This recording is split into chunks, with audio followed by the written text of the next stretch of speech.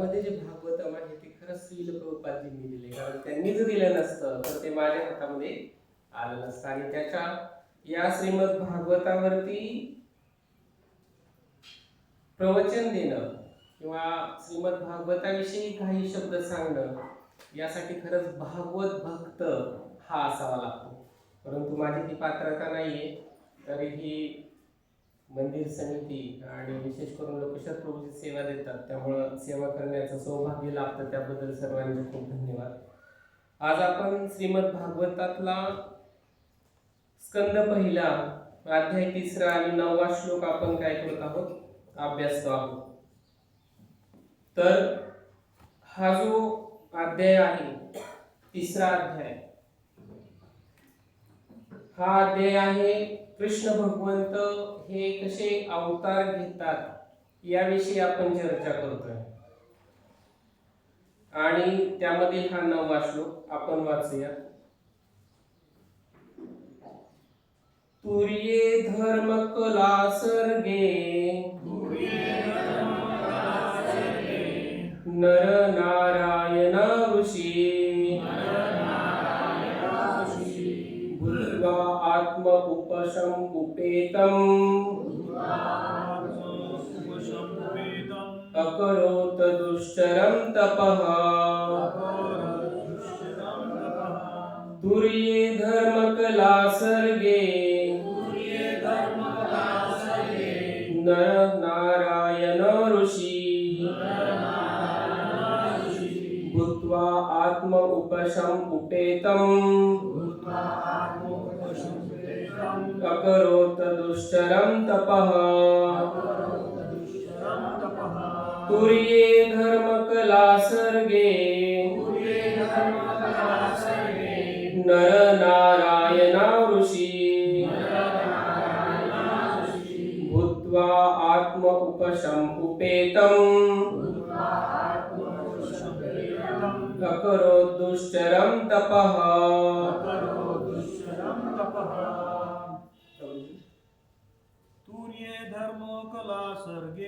तुर्ये धर्म कला सर्गे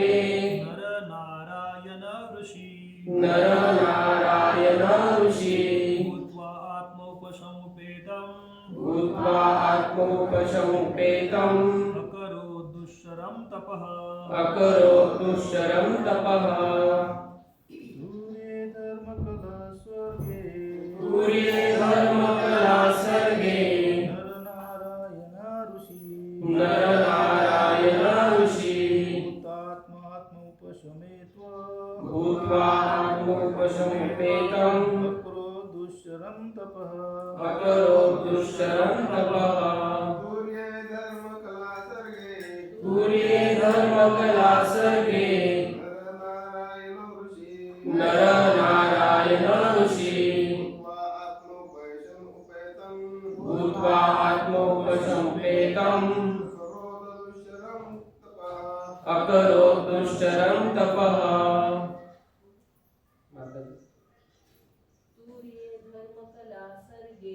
तुर्ये धर्म कला सर्गे नर नारायण ऋषी भूत्वा आत्मोपशमुपेतम अकरोत दुष्चरम तपः. तुर्ये धर्म कला सर्गे नर नारायण ऋषी भूत्वा आत्मोपशमुपेतम अकरोत दुष्चरम तपः. हरिपुर वाचायचं कोणाला? तुर्ये धर्म कला सर्गे नर नारायण ऋषी भूत्वा आत्मोपशमुपेतम अकरोत दुष्चरम तपः. हरे कृष्ण. शब्दार्थ श्रील प्रभुपादांद्वारे तुर्ये चौथ्यात चौथ्या धर्मकला धर्मकला धर्मपत्नीच्या गर्भापासून धर्मपत्नीच्या गर्भापासून सर्गे उत्पन्न झालेला उत्पन्न झालेला नरनारायणो नरनारायण नारायण नावाने नावाने ऋषी ऋषी भूत्वा होऊन आत्मोपशम आत्मोपशम इंद्रिय निग्रह इंद्रिय निग्रह उपेतम उपेतम मिळविण्यासाठी मिळविण्यासाठी अकरोत अकरोत केली दुश्चरम दुष्करम कठीण तपः तपः तपश्चर्या तपश्चर्या भाषांतर श्रील प्रभुपादांद्वारे चौथ्या अवतारात भगवंत धर्माच्या पत्नीच्या गर्भातून नरनारायण ऋषींच्या रूपात अवतीर्ण झाले. या अवतारात त्यांनी इंद्रियांचा निग्रह करण्यासाठी कठोर तप केले आणि आदर्श दाखवून दिला. तात्पर्य श्रील प्रभुपादांद्वारे ऋषभ देवांनी आपल्या पुत्रांना उपदेश केला की केवळ तपश्चर्या किंवा दिव्यत्वाच्या साक्षात्कारासाठी स्वेच्छेने केलेला शरीर निग्रह हेच मनुष्याचे वास्तविक कर्तव्य आहे. भगवंतांनी आपणाला शिकवण्यासाठी आदर्श रूपाने अशी तपस्या केली. भगवंत मंदमती लोकांविषयी फार दयाळू आहेत, म्हणून ते स्वतः येतात आणि आवश्यक संदेश मागे ठेवून जातात. तसेच ते आपले सुपात्र प्रतिनिधी म्हणून पाठवितात. त्यांनी बद्ध जीवांना भगवत धामात बोलवावे हाच त्यांचा हेतू असतो. अगदी अलीकडे सर्वांना माहीत असेल की श्री चैतन्य महाप्रभू देखील या कलियुगातील पतित जीवांवर विशेष कृपा करण्यासाठी अवतीर्ण झाले होते. नारायण अवताराची अद्यापी हिमालयात बद्रिकाश्रमी उपासना होते. श्रील प्रभुपाद की जय. ओम अज्ञानतिमिरान्धस्य ज्ञानाञ्जनशलाकया चक्षुरुन्मिलितं येन तस्मै श्रीगुरुवे नमः.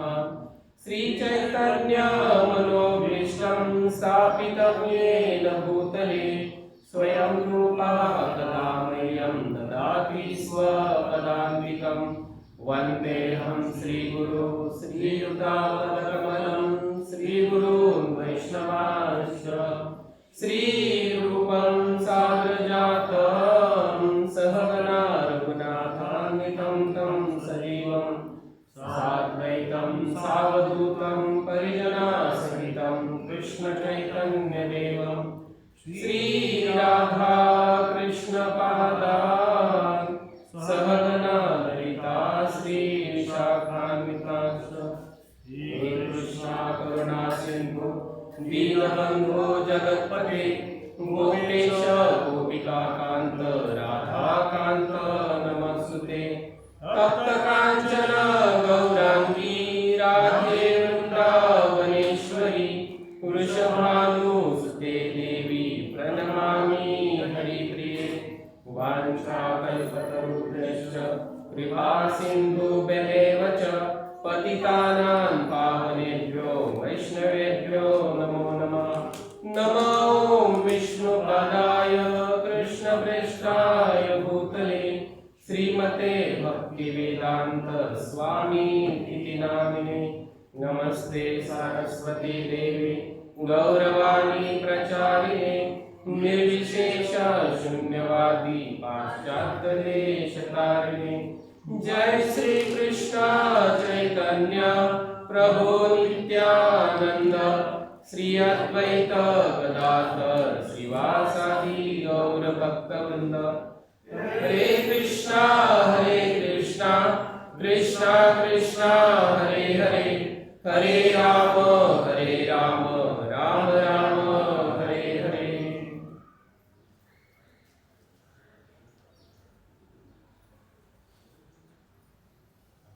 आपण या श्रीमद भागवत या स्कंदामध्ये भगवंतांचे जे अवतार आहेत इन्कार्नेशन त्याविषयी माहिती घेत आहोत. सर्वप्रथम आपण पाहिलं की भगवंत स्वतःला महाविष्णूंच्या रूपामध्ये अवतीर्ण करतात आणि त्यानंतर मग 3 प्रमुख विष्णू, त्यामधले सर्वात महत्त्वाचे म्हणजे कारलक्षाई विष्णू, त्यानंतर दुसरे गर्भदक्ष आहे विष्णू, तिसरे शिरोदक्ष आहे विष्णू. आणि या विष्णू नंतर मग त्याच्या अगोदर पण आहेत, ते आपण पहिल्या अध्यायामध्ये बघितलेलं होतं की भगवंत स्वतःला पहिल्या चतुर्विवाहामध्ये काय करतात, बलरामजी नंतर विस्तारित करतात, वासुदेव, संकर्षण, प्रद्युम्न आणि अनिरुद्ध. आणि पुन्हा दुसऱ्या चतुर्विवाहामध्ये सुद्धा वासुदेव, संकर्षण, प्रद्युम्न आणि अनिरुद्ध.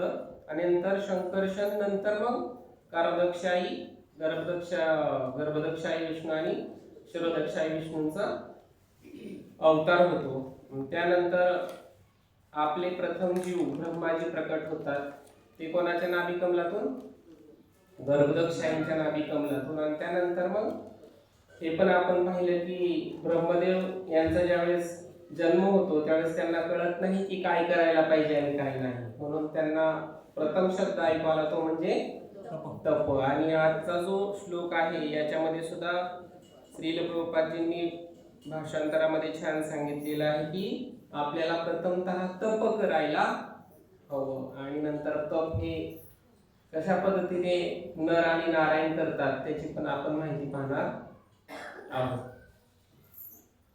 आता हे भगवंतांचे जे पुरुष अवतार आहेत ते तर आपण पाहिलेच. आणि अर्जुनांना सुद्धा काय केलं होतं, रणांगणामध्ये भगवंतांनी त्यांचं रूप दाखवलेलं होतं. आणि या रूपानंतर आपण पाहतो की दुसरा जो भगवंतांचा अवतार आहे तो कोणता, वराह अवतार.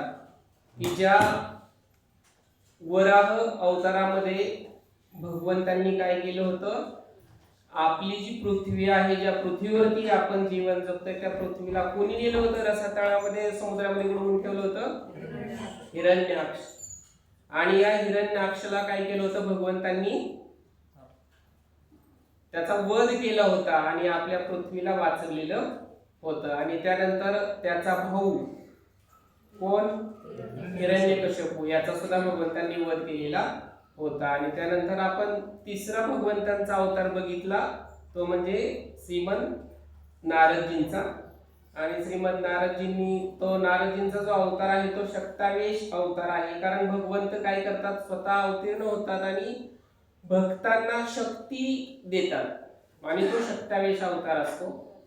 तर हे जे नारद मुनी आहेत त्यांचा महत्व सर्वांना माहिती आहे. कसे आहेत ते, आपल्यासारखे बद्ध आहेत का, नाही, तर ते कसे आहेत, नित्य आहेत. आणि त्यांना कुठेही जाण्याची अनुमती आहे, आपल्याला आहे का, नाही. आणि मग श्रीमद नारदजींनी आपल्याला काय दिलं, पंचरात्रिका विधी दिली. आणि त्याचबरोबर काय दिलं आपल्याला, श्रीमद भागवतम सुद्धा दिलं. ते सर्वांना माहिती असावं. श्रीमद भागवतम कसं दिलं, व्यासदेवांना त्यांनी काय केलं, उपदेश दिला. आणि मग व्यासदेवांनी काय केलं, श्रीमद भागवतम सांगितलं. कोणाला सांगितलं, गणेशजींना. कुठं सांगितलं, बद्रिकाश्रम. ते गाव पण माहितीये, सरस्वती नदीच्या किनारी जे एक गुहा आहे. बरेच जण चारधाम यात्रेला आले होते, त्यांना माहितीये, त्या ठिकाणी जाऊन त्यांनी दर्शन पण घेतलेलं आहे. की आपल्याला ते आता स्मरणात येतं की आपण त्या ठिकाणी जाऊन दर्शन घेतलं. कशा पद्धतीने व्यासदेवजींनी गणपतीला ते श्रीमद भागवतम सांगितलं आणि गणपतींनी ते लिहिलं, ती अटी वगैरे सर्वांना माहिती आहे. आणि मग आपल्याला नारद मुनींनी भगवंतांची भक्ती कशी करावी ते पण आपल्याला पंचरात्रिकी विधीमध्ये दिलेलं आहे. बऱ्याच वेळा आपण प्रवचनामध्ये ऐकतो की पंचरात्रिकी विधी ही किती महत्वाची आहे. आणि त्या विधीनुसार जर आपण भगवंतांची सेवा केली तर भगवंत आपल्यावरती नक्कीच प्रसन्न होतात. आणि निष्काम कर्म करणे हे एक आपल्याला नारद मुनींनी दिलेलं आहे. आणि आज आपण आजच्या या 9व्या श्लोकामध्ये पाहणार आहोत की चौथा अवतार नर नारायण ऋषींचा. आता या नर नारायण ऋषींचा अवतार कशासाठी झाला, तर आपण श्रीमद भगवद्गीतेमध्ये पाहतो की भगवंत भक्तांच्या कल्याणासाठी आणि धर्म स्थापनेसाठी काय करतात, नेहमी अवतीर्ण होत असतात. म्हणून त्यांचा एक छान श्लोक आहे. कोणता श्लोक आहे माहिती सर्वांना, कोणता आहे, परित्राणाय साधूनाम विनाशाय च दुष्कृताम धर्म संस्थापनार्थाय संभवामी युगे युगे. हा 4थ्या अध्यायातील 8वा श्लोक आहे. तो पण सर्वांचा जवळजवळ पाठच आहे आणि लक्षात पण राहायला असायला हवा आपल्याला. कारण भगवंत ज्या वेळी या पृथ्वीवरती या सृष्टीमध्ये येतात त्यावेळेस त्यांचं कार्य असतं ते नेहमी दुष्टांचा संहार करणं आणि भक्तांचा उद्धार करणं. आणि मग यासाठी भगवंतांनी हा नर नारायण ऋषी अवतार घेतलेला आहे. याच्यामध्ये एक श्लोक येतो तो म्हणजे बहुनी मे व्यतीतानि जन्मानि तव चार्जुना तान्यहम वेदम सर्वानी न त्वम वेत्थ परंतपहा. भगवंत असंही सांगतात अर्जुनाला की काय सांगतात, तुझा आणि माझा हा काही पहिलाच जन्म नाही, म्हणजे कृष्ण आणि अर्जुन. तर याच्या पाठीमाग आपण कितीतरी जन्म घेतलेले आहेत हे मला ज्ञात आहे परंतु ते तुला ज्ञात नाही. तर या श्लोकाद्वारे भगवंत अर्जुनाला ते समजून सांगतात. आणि मग त्यानंतर मग सत्ययुगातली घटना आहे की सूर्यदेवाचा एक भक्त तो राक्षसच होता परंतु त्याने सूर्यदेवाची खूप कडक तपश्चर्या केली. त्याचं नाव ग्रंथामध्ये काही ठिकाणी महत भाऊ पण आहे आणि काही ठिकाणी दंबोदक पण आहे राक्षस. तर त्याने इतकी कडक तपश्चर्या केली की त्याला अमरत्व हवं होतं म्हणून सूर्यदेवाची त्यांनी तपश्चर्या केली 1000 वर्ष. आणि मग त्या तपश्चर्येनंतर सूर्यदेव प्रसन्न झाले आणि सूर्यदेवाला सांगितलं की मला अमरत्व पाहिजे आहे. सूर्य भगवान म्हणाले अरे मी स्वतः सुद्धा अमर नाही, मला सुद्धा मृत्यू आहे, त्याच्यामुळे मी तुला कुठून अमरत्वाचं वरदान देणार. मग त्याने विचार केला ठीक आहे मला कोणी मारू शकणार नाही असं मी काय करतो मग तुम्ही मला सहस्र कवच द्या. काय द्या? सहस्र कवच, 1000 कवच द्या मला की जे कवच माझी सुरक्षा करतील आणि मी अमर होईल. तो कसा? त्याच्याबरोबर त्यांनी मागितलं की जो व्यक्ती माझं एक कवच तोडेल त्या क्षणी त्याचा मृत्यू होईल. म्हणजे 1000 माणसं तरी मरावे लागतील त्यानंतर मला मृत्यू येईल. त्याचा विचार त्यांनी केला आणि सहस्र कवच हे वरदान सूर्यदेवांना मागून घेतलं. सूर्यदेवांनी नाईलाजाने तथास्तु म्हटलं. आणि मग जसं बाकीचे राक्षस या पृथ्वीवरती आपल्या तपश्चर्याच्या शक्तीने हाहाकार माजवतात तसं या दंपोदकनी काय केलं, पूर्ण पृथ्वीवरती ऋषी मुनींना मार, गायींची हत्या कर, लोकांना त्रास दे हे चालू केलं. आणि मग त्यानंतर सर्व देवी देवता साहजिकच कोणाकडे जाणार? श्री विष्णूंकडे गेले आणि श्री विष्णूंना प्रार्थना केली. मग श्री विष्णू म्हणाले ठीक आहे मी नरनारायण या रूपामध्ये काय होईल, अवतीर्ण होईल. आणि मग त्यानंतर भगवंत बद्रिकाश्रम या ठिकाणी नरनारायण या रूपामध्ये अवतीर्ण होता. तर ते धर्माच्या आणि त्यांची पत्नी, त्याचं नाव शास्त्रामध्ये नाही दिलेलं पण आहे एका ठिकाणी मी वाचलं, तर रुची या दोघांच्या उदरी भगवंत नर आणि नारायण या रूपामध्ये अवतीर्ण होतात. आणि अवतीर्ण झाल्यानंतर ते हे जे बद्रिकाश्रम आहे या ठिकाणी तपश्चर्या करायला बसतात. आणि मग त्यांची जी तपश्चर्या आहे ती खूप तीव्र आहे. तप करायला पाहिजे हे त्यांनी आपल्याला दाखवून दिलेलं आहे. तपश्चर्या करणे म्हणजे काय? आपण प्रत्येक गोष्टीची तपश्चर्या करतो. आपण कोणत्या गोष्टीची तपश्चर्या करतो? एकादशी दिवशी प्रत्येक जण आपण तपश्चर्या करतो ना? कशाची करतो? अन्नधान्य. अन्नापासून आपण स्वतःला थोडं दूर ठेवतो आणि जे एकदल आहे याचा स्वीकार करण्याचा प्रयत्न करतो, किंवा कंदमुळं किंवा फळं किंवा दूध असे पदार्थ घेऊन आपण एकादशी करतो. म्हणजे एकादश कशाची करतो आपण? खरं पाहिलं तर एकादशी आपण कशाची करायला पाहिजे? जिभेने करायला पाहिजे. म्हणजे जिभेने आपण काहीच स्वीकारलं नाही पाहिजे. त्या दिवशी पाणी पण नाही घेतलं पाहिजे. निर्जला एकादश करायला पाहिजे. परंतु ती आपल्याकडून होत नाही. एक श्लोक आहे भगवंतांविषयीचा की ईश्वरः परमः कृष्णः सच्चिदानंद विग्रह अनादिरादि गोविंद सर्व कारण कारणम. कृष्ण भगवंत हे सर्व कारणांचे कारण आहेत, त्याशिवाय सृष्टीमध्ये काही घडत नाही. आपल्या शरीराविषयी तो श्लोक वेगळ्या पद्धतीने लागू पडतो की जीभ हीच आपल्या कारणाचे कारण आहे. म्हणजे आपण आपल्या जिभेने जर योग्य कर्म केलं तर आपल्याला योग्य फळ भेटेल, आणि आपल्या जिभेने जर योग्य कर्म नाही केलं तर आपल्याला यथोचित फळ भेटू शकतं. म्हणून एकादश करण्यापाठीमाग नियम असा आहे की एकतर मौन पाळावं. त्या दिवशी आपण काय पाळलं पाहिजे? मौन, म्हणजे आपल्याकडून कोणताही अपराध होणार नाही.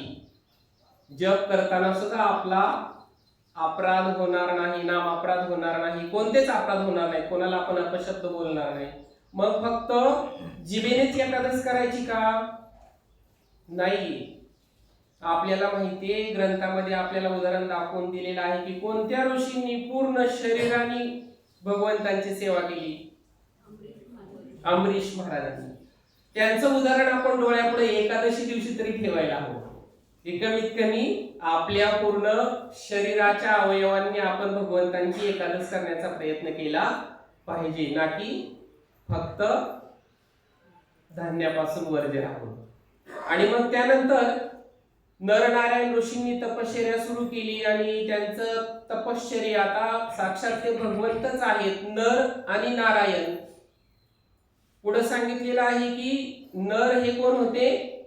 अर्जुन, आणि नारायण हे साक्षात भगवान कृष्ण विष्णू होते.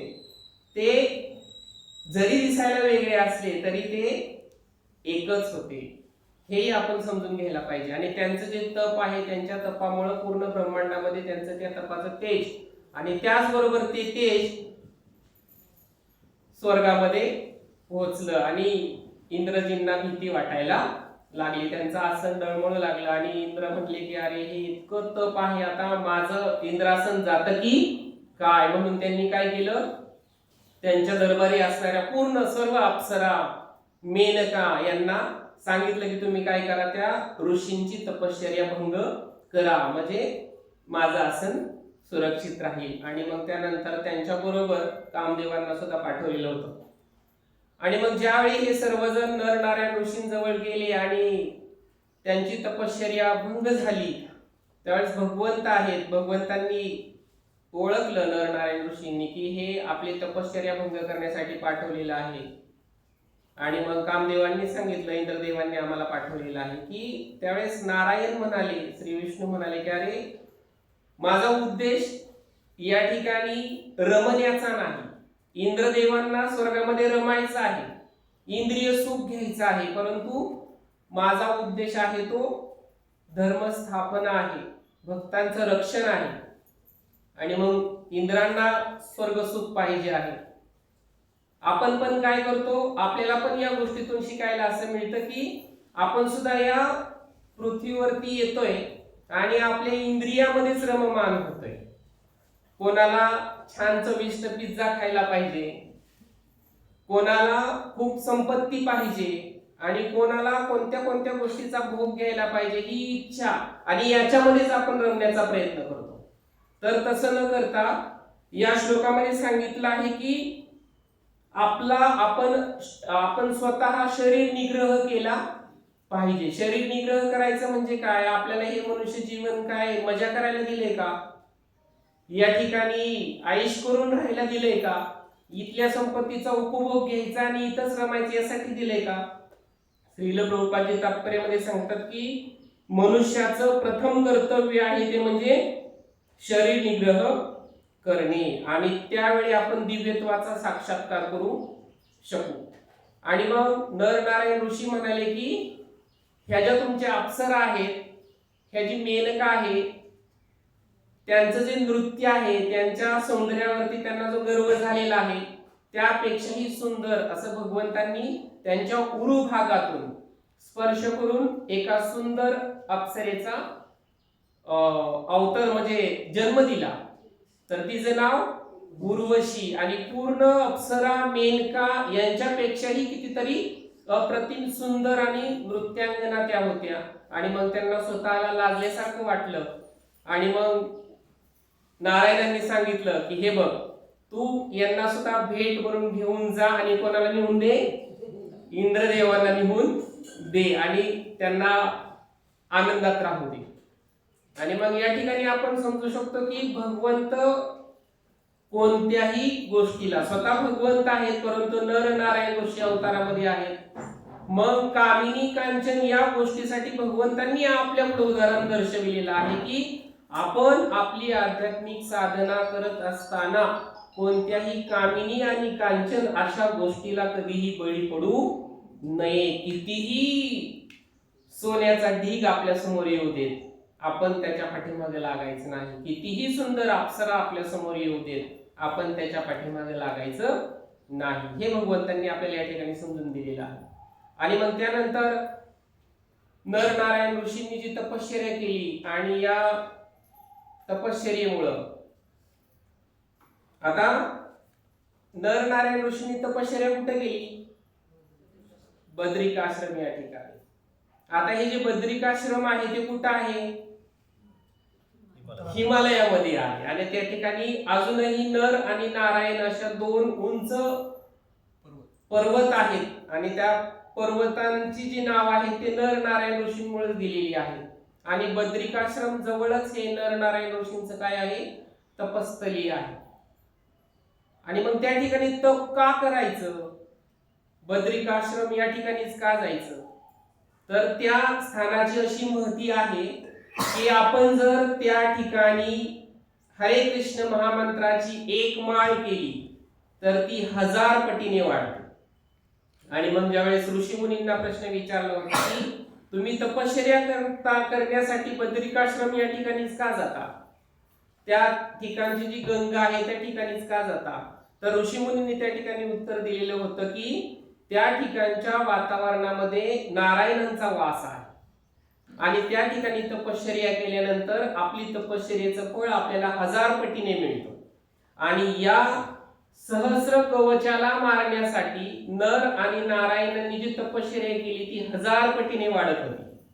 त्याच्यामुळे त्याला मारण्यासाठी त्या ठिकाणाचा आणि तिथल्या वास्तव्याचा त्यांना खूप उपयोग होतो असं ऋषी मुनींनी त्या ठिकाणी सांगितलेलं आहे. म्हणून बघा, प्रत्येक जण आपण पाहतो आपल्या वैष्णव गौडीय परंपरेतील सुद्धा आपले गुरु हे त्या ठिकाणी जाऊन तपश्चर्या करायचे, कारण त्या स्थानाचं ते महत्व आहे. म्हणून प्रत्येकाने चारधाम यात्रेला गेल्यानंतर त्या ठिकाणी दर्शन घ्यायला जायला पाहिजे.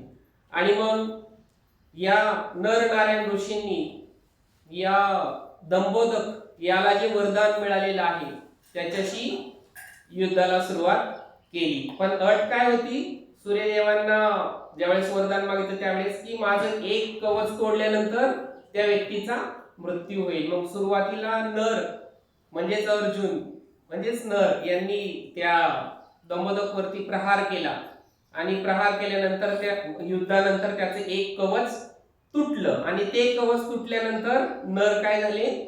मृत्युमुखी पावले, बेशुद्ध पडले. आणि त्याच वेळेला नारायण हे आले आणि त्यांनी यथोचित त्यांच्या साधनेतून मंत्र म्हटल्यामुळं ते नर पुनर्जीवित झाले आणि नर तपश्चर्येला गेले आणि नारायणांनी या दंबोदक विरुद्ध युद्ध केलं. आणि अशा पद्धतीने त्याचे किती 999 कवच तोडले नर आणि नारायणांनी. एक जण युद्ध करायचे, ते मूर्छित पडले की दुसरे ऋषी यायचे, नारायण मूर्छित पडले की नर यायचे आणि नर मूर्छित पडले की नारायण यायचे. या पद्धतीने त्यांनी ते युद्ध केलं. म्हणून त्या स्थानाची ती महती आहे. म्हणून आपण त्या ठिकाणी जाऊन प्रामाणिकपणे काय केलं पाहिजे? आपला हरे कृष्ण महामंत्र म्हटला पाहिजे, ना की कॅमेरा काढून फोटो काढत बसलं पाहिजे. त्या ठिकाणी एक श्लोक पण आहे की भगवंतांचं जे मंदिर आहे बद्रीनाथांचं, एकदा असंच एका साधू महाराजांनी एका तरुण मुलाला विचारलं की अरे तू चारधामला गेला होतास, मग काय पाहिलं तिथं? तो म्हणाला, काय छान दर्शन झालं आणि काय छान शिवजींचं मंदिर होतं. अरे अरे ते बद्रीनाथजींचं विष्णूंचं मंदिर आहे, तो शिवजींचं मंदिर काय म्हणतो?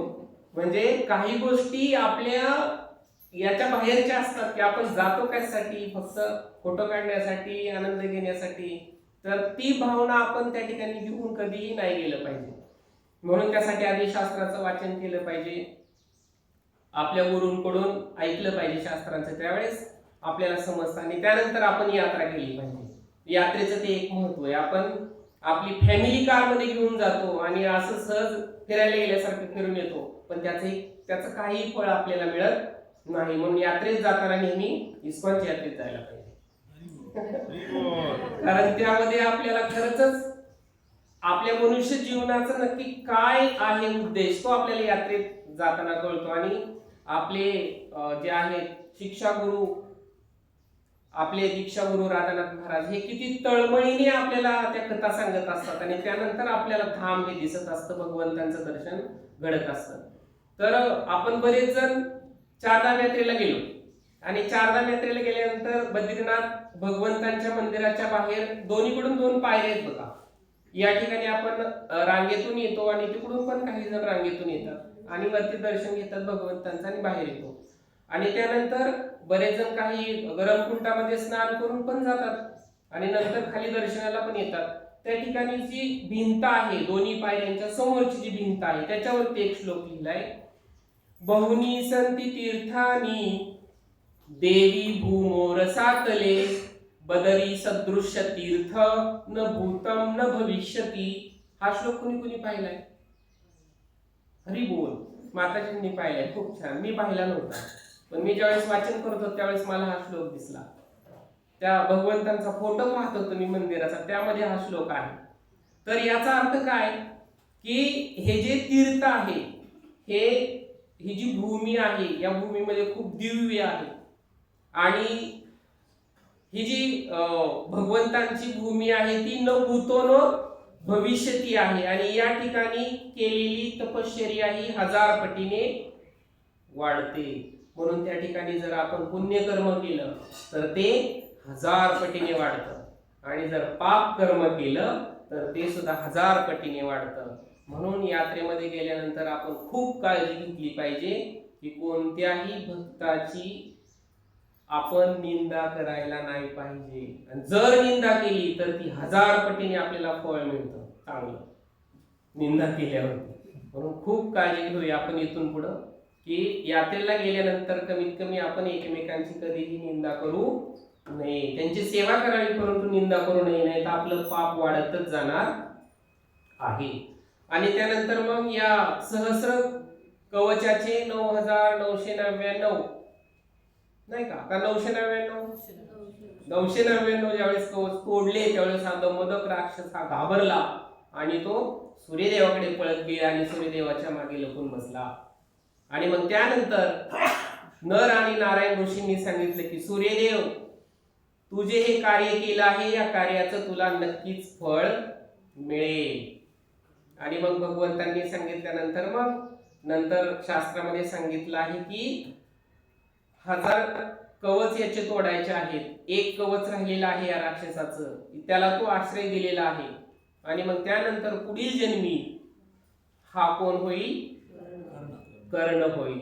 आणि नंतर त्या जन्मामध्ये अर्जुनाने काय केलेला आहे? जन्म घेतलेला आहे. भगवंतांनी कृष्ण म्हणून अवतार घेतलेला आहे. आणि त्यानंतर कर्णाचं एक कवच हे दान स्वरूपामध्ये मागून घेतलं गेलं आणि त्यानंतर मग अर्जुनाने काय केलं?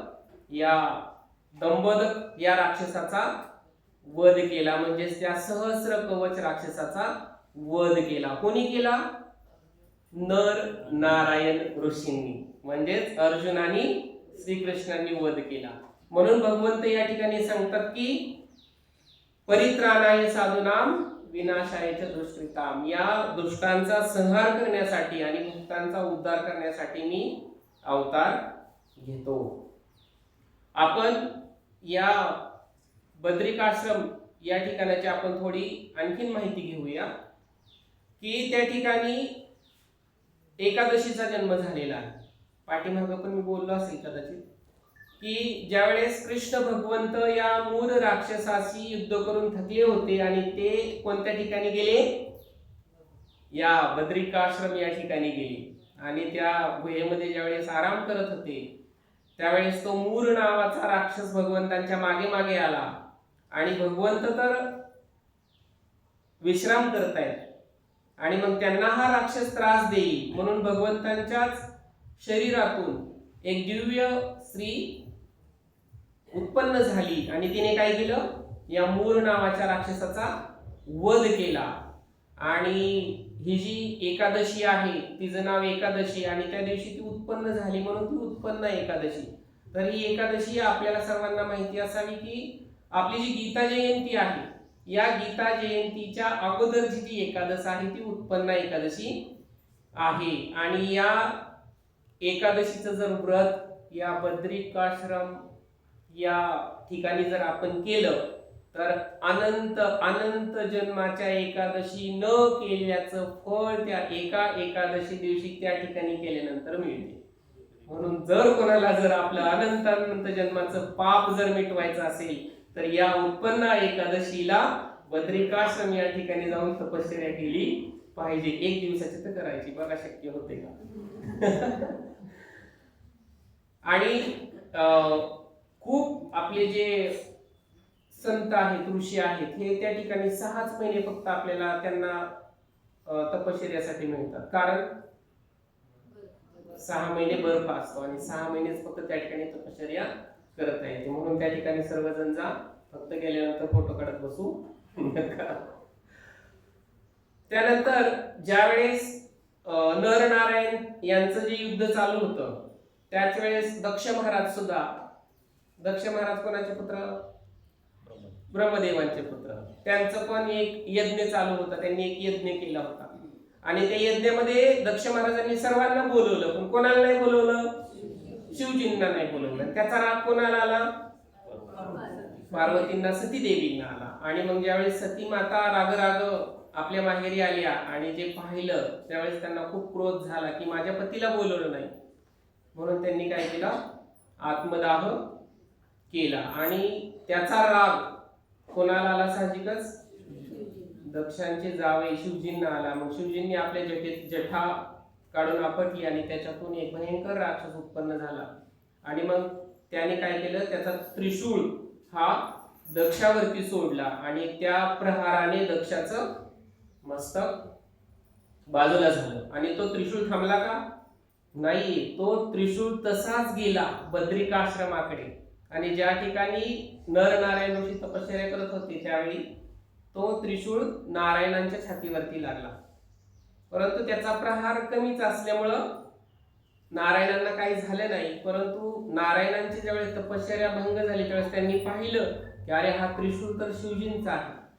आणि मग ते कुठे गेले, दोघे जण शिवजींकडे गेले आणि मग शिवजींबरोबर त्यांचं युद्ध झालं. ते युद्ध हजारो वर्ष सुरू होतं. कारण नर नारायण आहेत, विष्णू आहेत साक्षात आणि शिवजी आहेत, मागे हटायला तयार नाहीत. आणि मग ब्रह्माजींचं प्राकट्यीकरण झालं त्या ठिकाणी. ब्रह्माजींनी सांगितलं जर तुमचं हे युद्ध असंच राहिलं तर या पूर्ण सृष्टीवरती हाहाकार माजेल. आणि त्यानंतर मग त्यांचं ते युद्ध थांबलं. तो एक त्या ठिकाणी पास टाइम आहे. आणि म्हणून नारायणांचं नाव हे इतकं महत्वाचं आहे, इतकं महत्वाचं आहे की आपण पाहतो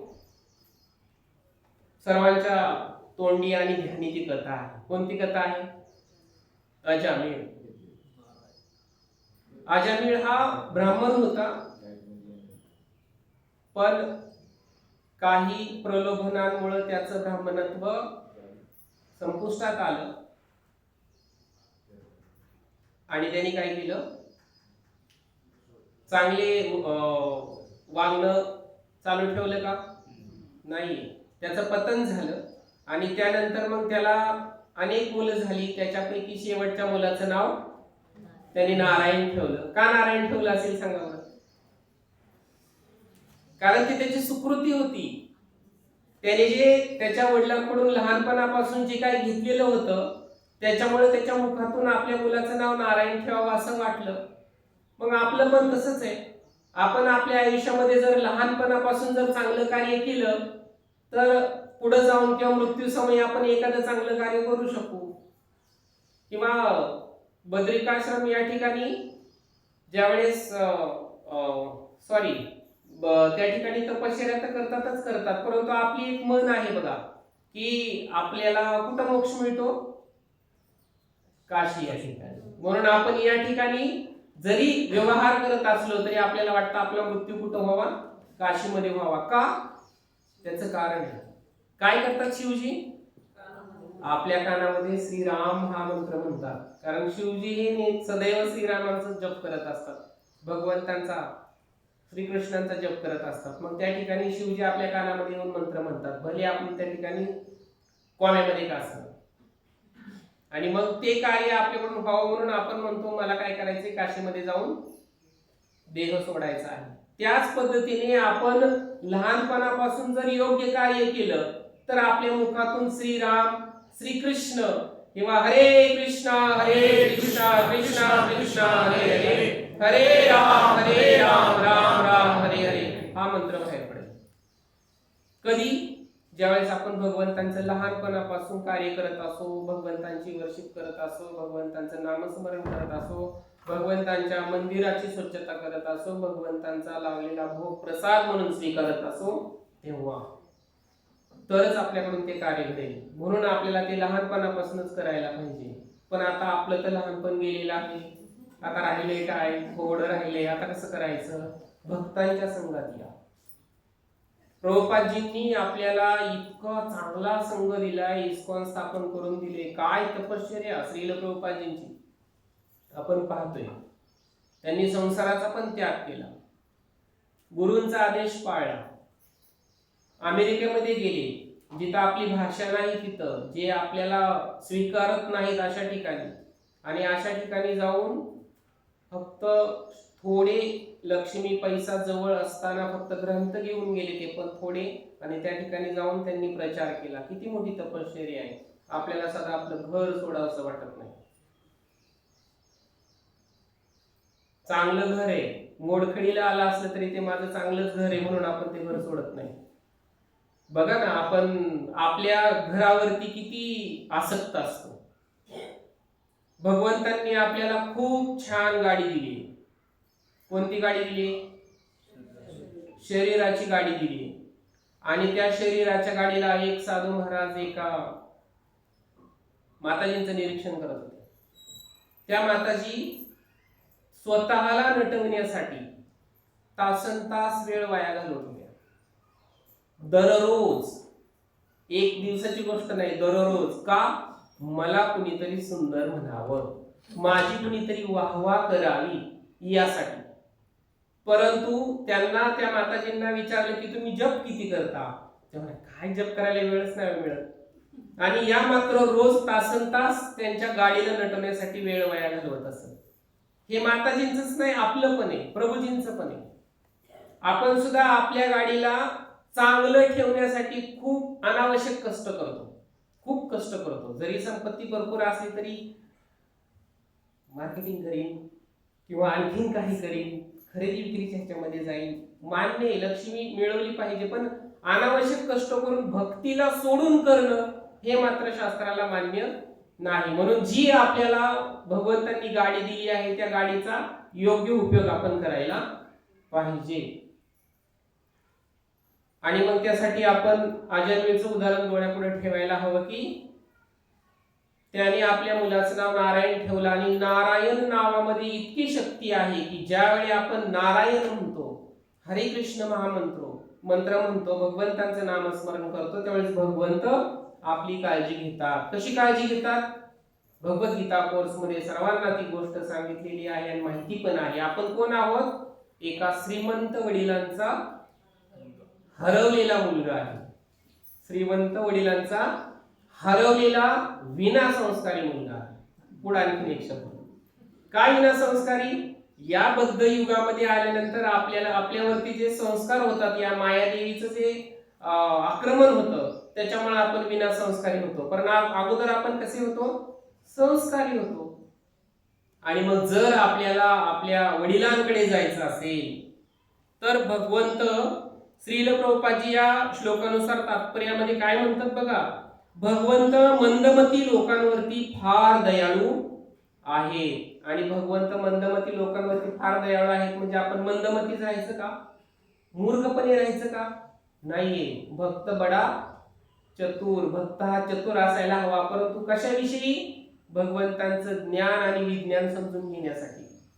अमोल शिंदे प्रभूजींनी पण काल खूप छान ज्ञान विज्ञान याविषयी आपल्याला प्रवचन दिलं. तर ते आपण ज्ञान विज्ञान भगवंतांचं समजून घेतलंच पाहिजे. भगवंत कोण आहे, त्यांचं कार्य, त्यांचे अवतार, आणि हा जो स्कंद आहे या स्कंदामधील जो 3रा अध्याय आहे तो भगवंतांच्या अवताराविषयीच आहे, ते आपण समजून घेतलं पाहिजे. आणि भगवंत या मंदमती लोकांवरती फार दयाळू असून ते त्यांच्यासाठी संदेश ठेवून जातात. कोणता संदेश ठेवून जातात भगवंत?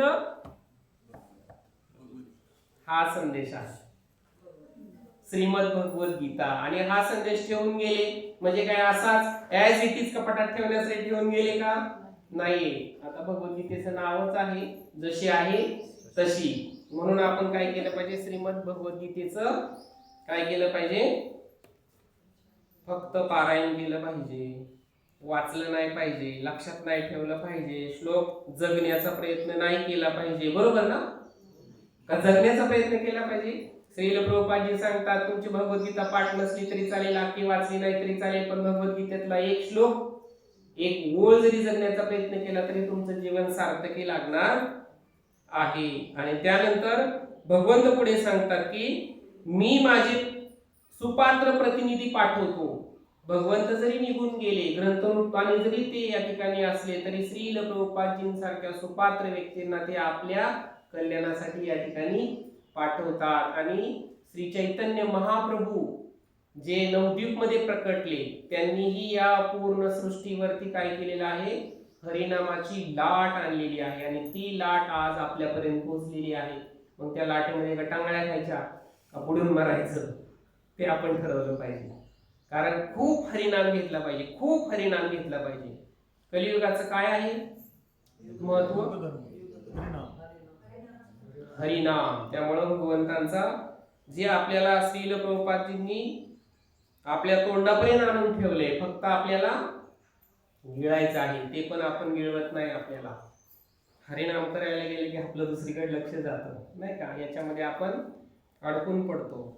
मग या पद्धतीने नर नारायण यांची कथा ही बद्रिकाश्रमी त्यांनी कशी उपासना केली त्याच्यातून त्यांनी आपल्याला सांगितलेलं आहे की आपण काय केलं पाहिजे? तप केला पाहिजे. थोडं पटपट घेतो, भरपूर आहे प्रभू थांबू. ब्रह्माजींचं तप हे आपण पाहिलं. त्यानंतर आपल्याला शास्त्रामध्ये नेहमी सांगितलं जातं की प्रल्हाद महाराजांनी कशा पद्धतीने तप केला. वडिलांनी किती त्रास दिला तरी त्यांनी त्यांची तपश्चर्या सोडली नाही, भगवंतांचीच पूजा केली आणि भगवंतांचाच प्रचार केला. ध्रुव महाराजांनी सुद्धा खूप तप केलं आणि त्यांनी भगवंतांना प्रसन्न केलं. त्याचबरोबर परीक्षित महाराजांनी सुद्धा खूप तप केलेलं आहे. फक्त 7 दिवस 7 रात्र अन्न पाण्याविना श्रीमद भागवताचं श्रवण केलं. माझ्यासारख्याला 1 तासभर दर रविवारी श्रवण करणं खूप कठीण जातं. आणि महाप्रभूंनी तर 24व्या वर्षी काय केला? संन्यास स्वीकारला. कोणासाठी? पतित जीवांच्या उद्धारासाठी. आणि श्रीरामांनी सुद्धा 14 वर्षाचं तप केलं आणि आपला राजसिंहासन सोडलं, चांगलं जगणं सोडलं आणि तप केलं. जमिनीवरती झोपले, फळ आणि कंदमुळे खाल्ली. मग असं तप तर आपल्याला सध्या नाही ना, नाहीच आहे. त्याच्यामुळे आपण भक्तीमध्ये स्वतःला खूप झोकून दिलं पाहिजे.